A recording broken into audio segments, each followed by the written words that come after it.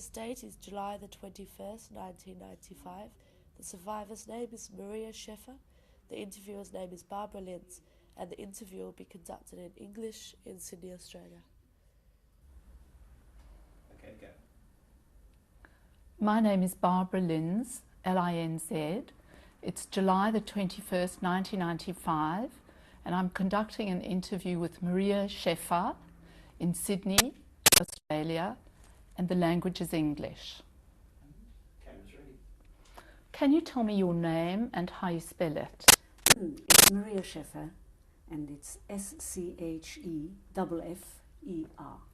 And what was your name at birth? It was actually Maria Scheffer, because it's my maiden name. I've kept it. Did you ever have any other names? No, I've got a middle name, Clara. That's all. And nicknames? Yes, I had a Hungarian nickname which sounds Picu. That's P-I-C-U, and it means a small one. Do you want to know how I got rid of it? Yes. When I was 3, I thought, I'm not small anymore. I don't want anybody calling me Picu. So I said, next person that calls me Picu gets a kick in the shin. And I did it. Within weeks, I was Maria. When were you born? On the 30th of November, 1930. And how old are you now? I'll be 65 in November. Where were you born? In Pécs, Hungary. Can we begin the interview by you telling me about your childhood? Yes, certainly. I come from a very loving, very normal, very average family.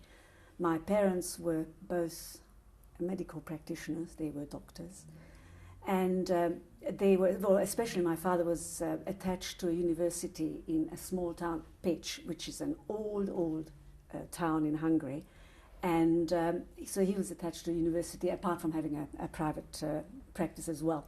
So we were brought up in a small country town, old town, I think it's about 1,000 years old, with the Turkish minarets and catacombs. Anyway, I had 2 sisters.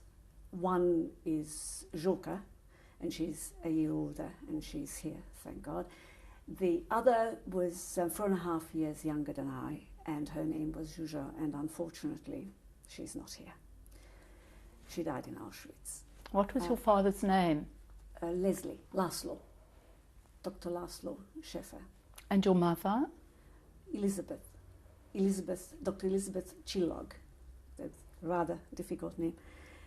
And so we were actually, I really should talk about the fact that I'm Christian born. Because what had happened was my father was supposedly half Jewish only. His father was supposedly Jewish, and his mother was not. She was half Russian, half Italian.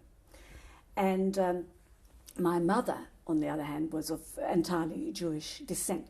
But my father was baptized as a young child. I remember, no, I don't remember it, but I'm told that he was about 5. My sister thinks that he was a little bit older. Not that it matters one way or another, but anyway, he was a child. And my mother was somewhere around 15 or 16, I think, when she was, but she became a Catholic of her own choosing. Do you know why? I think it, honestly, I feel that it was a religious conversion. Why she chose, I don't know what. You see, when I was a child, we didn't talk about it because, unfortunately, they didn't tell us that we've got Jewish background. So obviously that couldn't have come up. And then later on, after the war, it was a subject that not just her conversion, but the whole thing, she couldn't cope. You see, my father, of course, was killed in Auschwitz as well.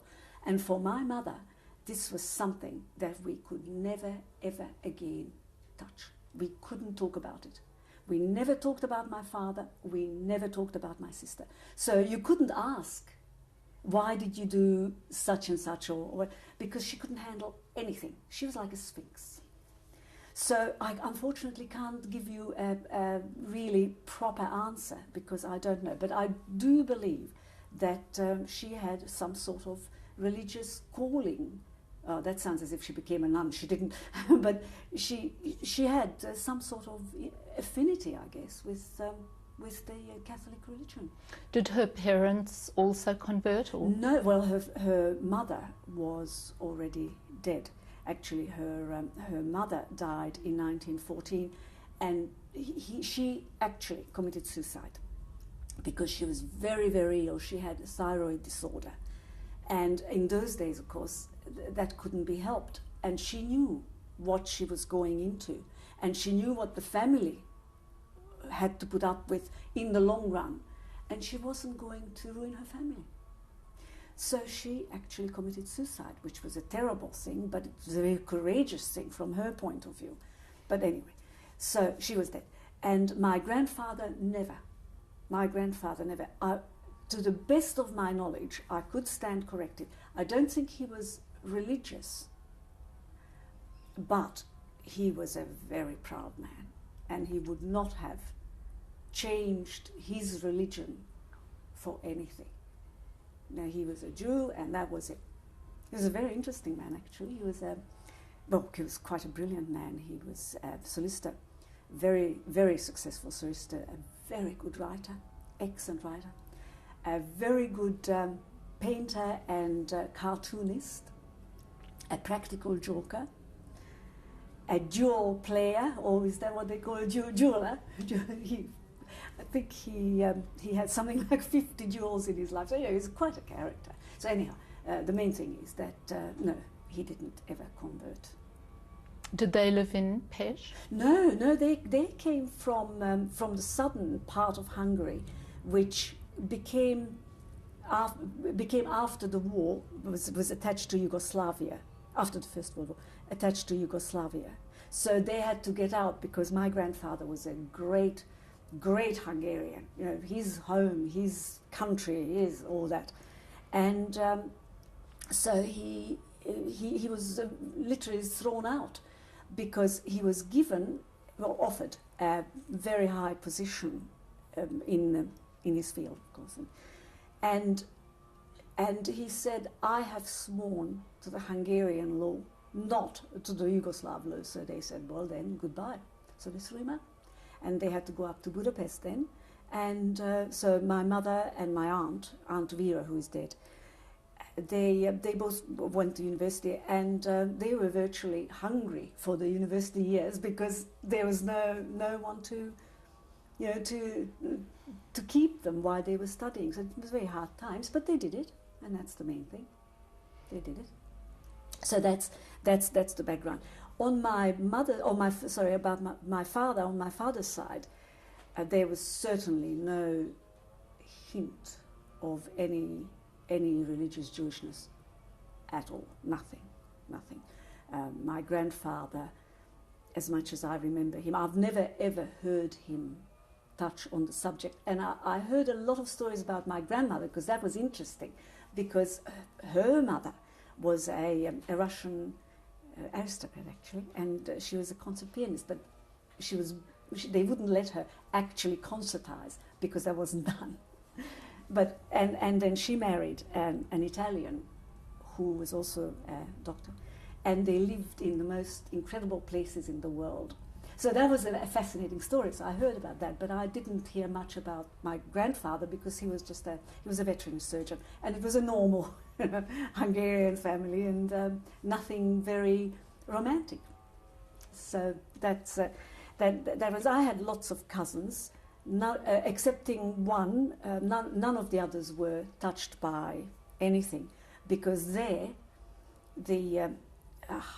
men and the women married out of the Jewish religion entirely, and if you were half Jewish and married a non-Jew, then you weren't considered to be Jewish. So as I said, one cousin was, and she died. She died in Auschwitz, and so did her mother. So they the only. But then there were some aunts of my father's who were taken. One aunt of my father's who was taken. Because of being Jewish? Yes, because of being Jewish. So that's how. But whether they were actually Jewish or not, I don't know, because they didn't live in Page. But I know that they were, because she married a Jew. So of course they were taken. What sort of medicine did your father practice? My father was I guess one would call a physician, an internist, but he specialized in thyroid. Incredible coincidence, my grandmother having died of it, but that's what was his specialty, and he did a lot of research.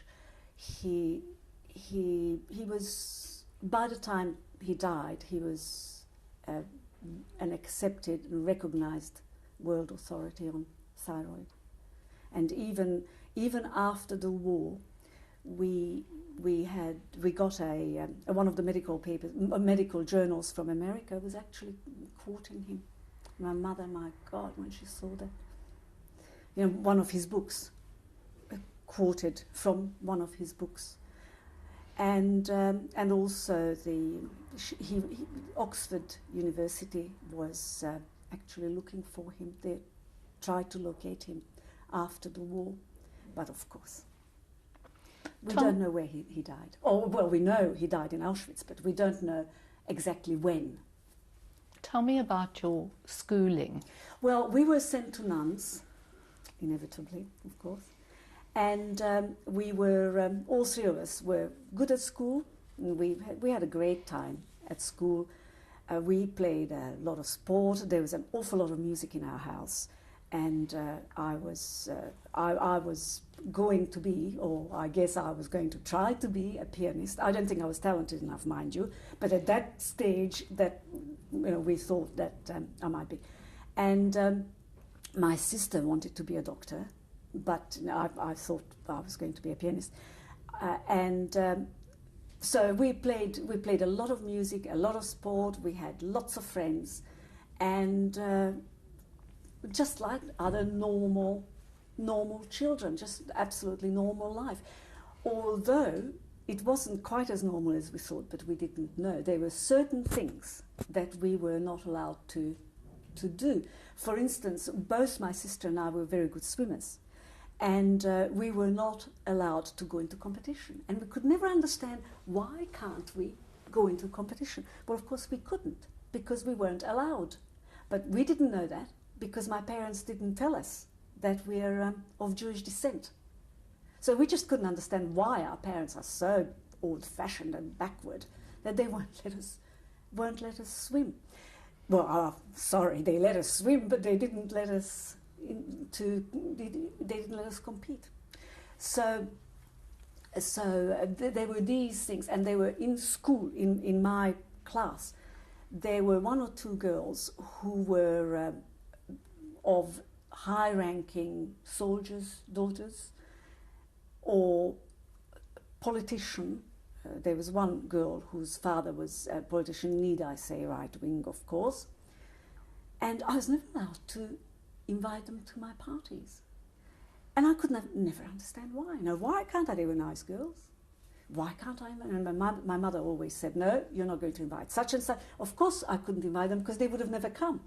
But my mother didn't want me to. And I guess it would have been the same thing for my sister, I don't know. I imagine it would have been the same for my sister.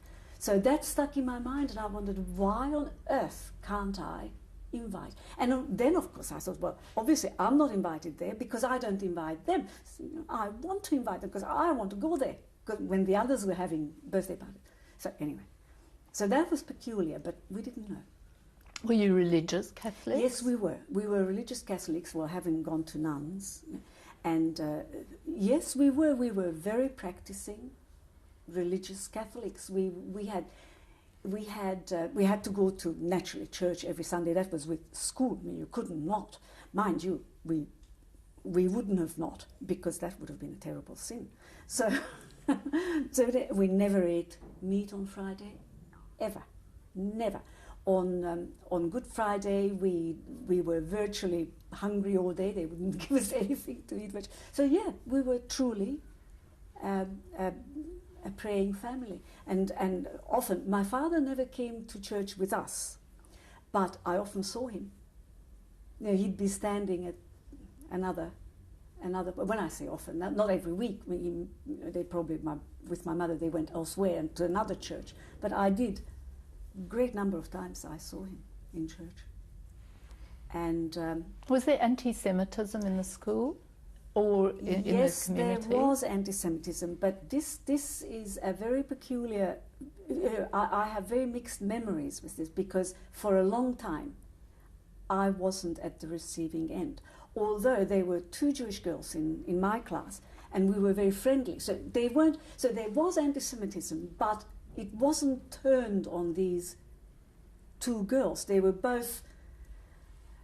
Mind you, I don't know exactly where they were invited. They were certainly invited to our place, but whether they were as much in with the others, I'm afraid I wouldn't like to say, because I just can't remember.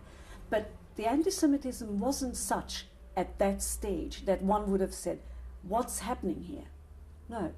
Do you know what did happen to us, and especially to me, because I had a very Jewish nose, which is now, well, has been operated, you know, it's been sliced a long time ago. Anyway, in the street, we'd be called dirty Jews, filthy Jews, stinking Jews, you know, whatever. And often we'd say to my mother, now, what on earth are these people talking about? And she said, you look Italian, which was true. Especially my sister looked very Italianish, because my father looked Italian, well, half Italian. And so we believed anything we were told. So we believed that we are getting these dirty Jews because we looked Italian, and these silly people can't tell the difference. So certainly there was anti-Semitism. There was great anti-Semitism in Hungary. It was. I always believe, and will always believe, that anti-Semitism in Hungary virtually had nothing to do with Hitler, because it was there before. Well, I can't say before anyone heard of Hitler. Obviously, that would be silly. But it was there. There was numerus clausus. That means 5% of Jews were allowed into universities since 1920, or I might stand corrected, and it doesn't matter whether it's 20 or 25. But that's why all the Jewish boys were sent out of the country to universities, because they just couldn't go to universities. And that was so many years before the war. And then, of course, numerus nullus came in the second part of the 30s, I think that was. So there was very strong anti-Semitism. What was that, numerus nullus? That was that no more Jews in the universities at all. That just banned from then on. So no Jew could go to universities. Did you know what was happening to the Jews in Germany? Absolutely not. I'm now talking about my sisters and I. Now, I'm not talking about my parents. I have no idea. But very definitely, absolutely, no, we didn't. See, when the war started, I was 9 years old, and that is a bit too young, to be concerned with those. And my parents, rightly or wrongly, I believe very wrongly, but I can understand them, kept us away from the problem completely. They just didn't want us. And indeed, this is something that a lot of people do today. Rather the first generation to the second generation, and they grow up not knowing because of the background, because the parents say, we cannot upset the children. I don't agree with that myself. Mind you, I have no children, so I've got no right to speak. But I don't agree with it. However, this is what a lot of them do. If they feel, they feel that they need to shelter the children from this dreadful hurt. But of course, I believe that you can't, because sooner or later, you identify. You just, it can't be. I can see that from my sister's children. My younger nephew, he's so interested. He's so deeply deeply, not involved in, I don't want to tell a lie, not involved in Jewish life, because that's certainly not true. But he's involved in the memories. And he keeps saying the only people that he's at ease with are other Jewish boys. What was the reaction to the anti-Jewish laws that were being passed? From your parents or your friends or anything? I don't know. I'm very sorry. I'm so so ignorant on this. But as I didn't know there were. I can't remember that there were, that I knew that there are actual Jewish laws. I didn't know. I really didn't know. But I guess the truth is I was young. I mean, at 9 and 10, you don't. You live your life and you go to your children's parties and you play the piano and you do acrobatics and you dance and all those things that as children do.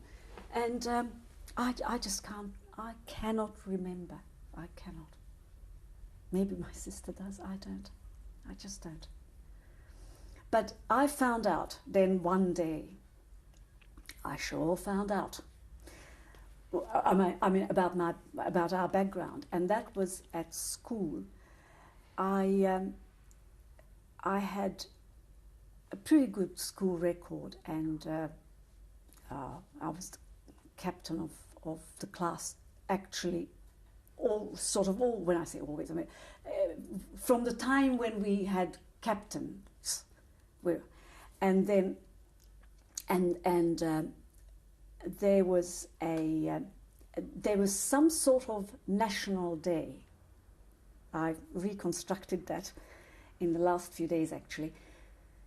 There was a national day, and I was given a rather prominent role to play in whatever was going on.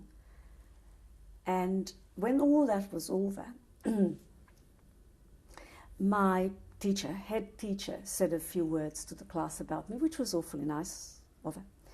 And next day, I was asked out from class and taken into a little room in the gymnasium.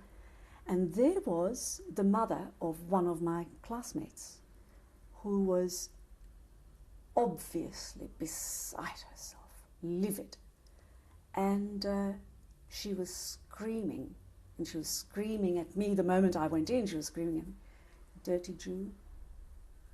And she was saying to my teacher, how dare you put the, not child of a dirty Jew, I just can't think of a good equivalent word. A brat, maybe, but even worse, the brat of a dirty Jew above my Aryan daughter. How dare you keep her as example, or whatever it was, to hold her as an example.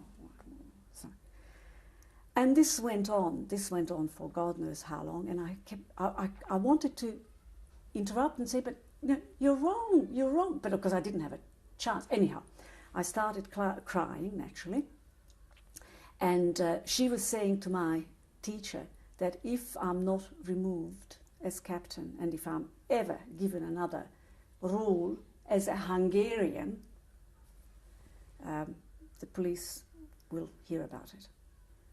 Anyway, so of course I was crying, and I went home and told my mother that this dreadful thing has happened.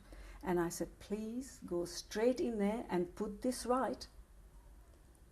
So my mother said, well, sit down, I've got something to tell you. So when I went back, I stayed away from school for about 3 days, and then when I went back, it was all changed.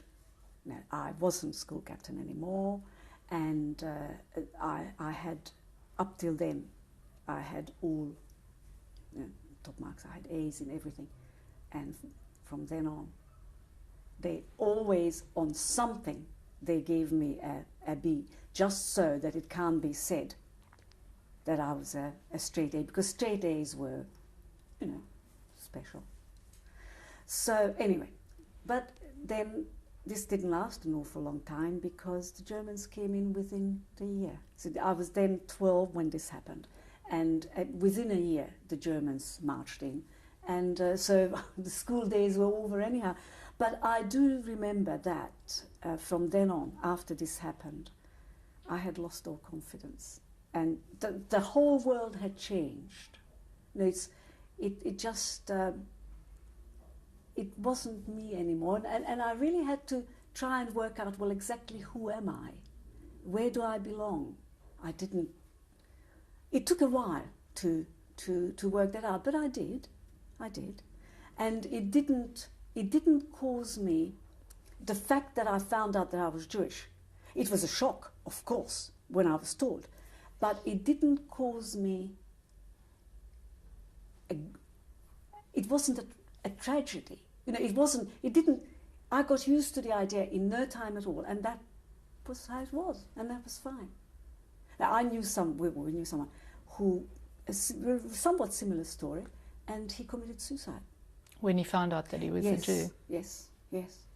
So you didn't mind being a Jew? No, I didn't. It was strange that this was how things were. But both my sister and I'm not talking about my little sister because she was far too young. But no, we somehow, we accepted it. I can't remember after the initial shock to have been, that it would have been a huge problem, you know, a psychological problem. I really don't remember that it was.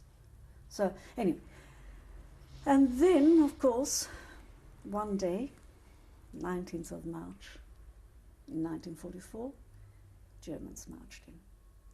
And that was, I'm repeating myself to the extent that I've said this often before, but I really mean it honestly and absolutely, that hour, from that hour when the Germans came in, it was 0 hour.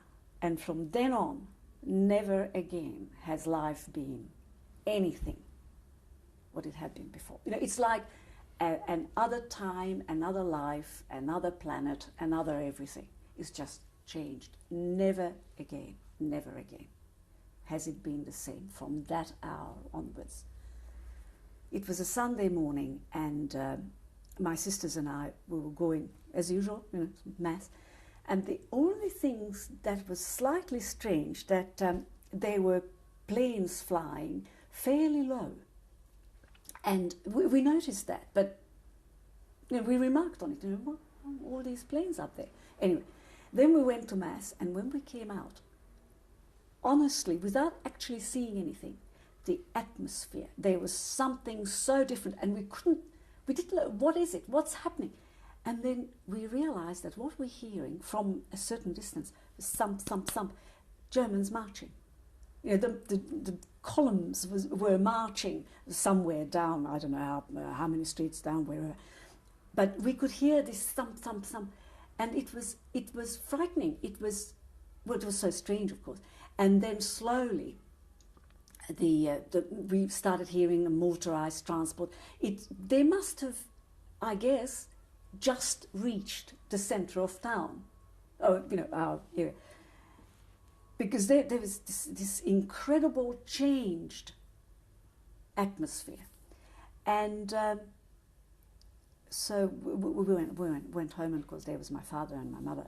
Both of them are like, they were different people. They were white as a sheet, and they told us that we've got to face very difficult times because the Germans have marched in, and it means to us, not that they would have pointed out what it actually meant to us. I don't think they knew that. Well, in fact, I'm sure they didn't, because my father was offered a chair in one of the US universities in 1939, 1940, and he didn't accept it because he said he can't do this to his family, and to uproot everyone, and also because he truly believed that no matter what, nothing's going to happen to his family because of him.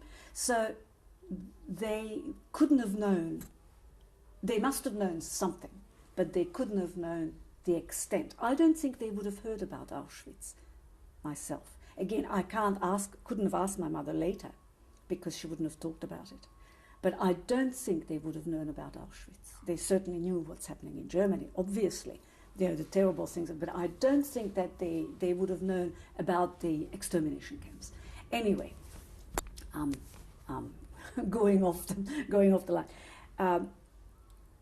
We were, from then on, my father stopped us from even going near the window. His idea was that if you stay invisible, maybe we can. So he went along to my school and tried to get the nuns to hide us, and the nuns said no.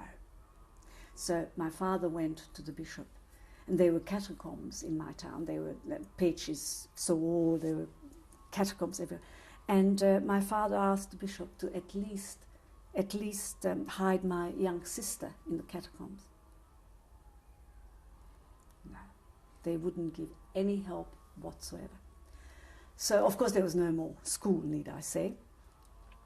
The stars came in very, very quickly. I can't say exactly when, but, you know, if I say a week, I don't think I'm much out. Straight away.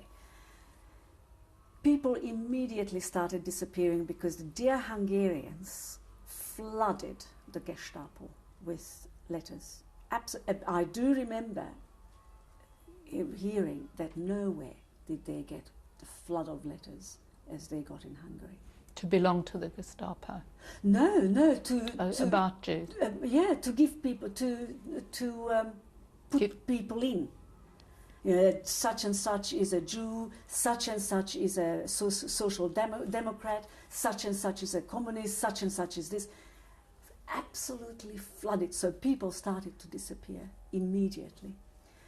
And my parents, both my mother and father, were actually asked into the headquarters, the Hungarian headquarters, police headquarters, and they were grilled, not physically, but verbally. Grilled for a day, they were trying to find out, you know, where money was, or not that we certainly weren't in that class, you know, because doctors, obviously they're not business people. They earn well, but there's no question of a lot of money hidden away somewhere. Anyway, they believed them apparently, and both came home that night.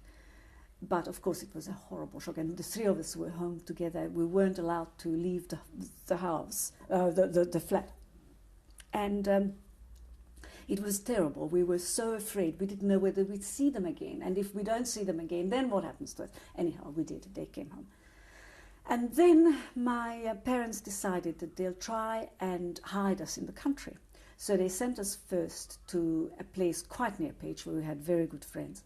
Well, we were hardly there for a few days. And of course, someone went to the police, and there are 3 people who don't belong here. Check them out. Or they may have just said there's 3 Jews, who knows? And so the police came and took us back. And then my parents decided to try another place a bit further away from Page. Exactly the same thing happened in no time at all. So we were back. And I think they were probably told not to leave. Well, by then it was getting very difficult anyway.